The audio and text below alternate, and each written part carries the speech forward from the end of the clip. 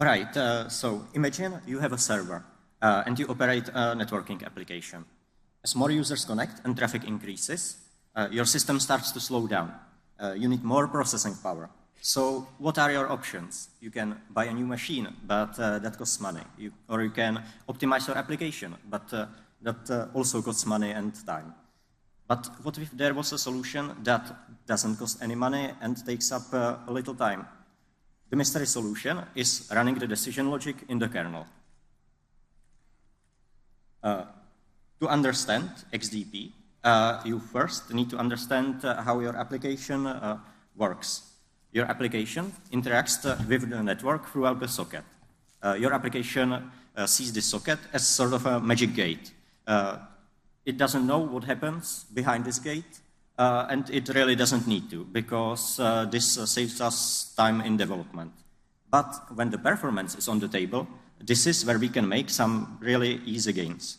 So let's take a peek behind this gate. This is a pipeline of packets from the moment they arrive at your network card to the moment when you receive them in your application. We can divide this pipeline into two parts. The first, on the right, is the user space, which is where your application lives. Here, you are safe under the operating system protection, and nothing bad can happen to you.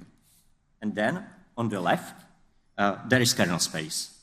This is terra incognita, or uncharted land, dangerous to the explorers. Programmers don't look at kernel space, because any mistake that you make here will most likely result in a crash of your system. You might remember an update that grounded all airplanes worldwide not so long ago. That was a result of running faulty code in the kernel. XDP allows you to run simple programs in the kernel space. This is what makes it special. Importantly, those programs are also guaranteed to be safe, so you don't have to worry about any crashing. But why would you want to do this? It is because of what comes right after the XDP program, the network stack. This piece of operating system is like a very complicated machine that does everything networking. This is your main bottleneck, which defines the performance of your system. So let's imagine a scenario. Your application wants to download something from the network. But since your data is not the only thing on the network, you only actually need like 10% of the traffic. But the issue is that 100% of the packets are still sent to the network stack. This overwhelms your CPU and causes your performance issues. Your system is now bottlenecked. Now, by loading the XDP program, we can pre-filter the traffic before the packets are sent to the network stack. By doing no work on the packets we don't need, we save performance and make our application faster. And the best thing, you can test this without changing anything in your application. But that is not the only thing you can do with an XDP program. You can also change the packet contents and transmit the packets back to the internet. If you want it, you could implement a whole application to run in the kernel space with maximum performance. The sky is the limit here. Right now, XDP applications are already used to accelerate load balancing, DDoS mitigation, and network monitoring. But there is one more thing XDP allows you to do. In fact, it is why it's called the Express Data Path.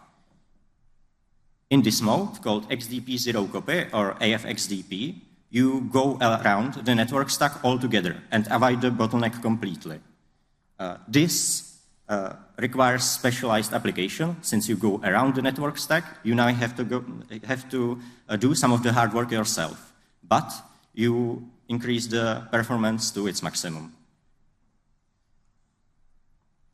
XDP is a Linux native solution, so all this is already ready at your system.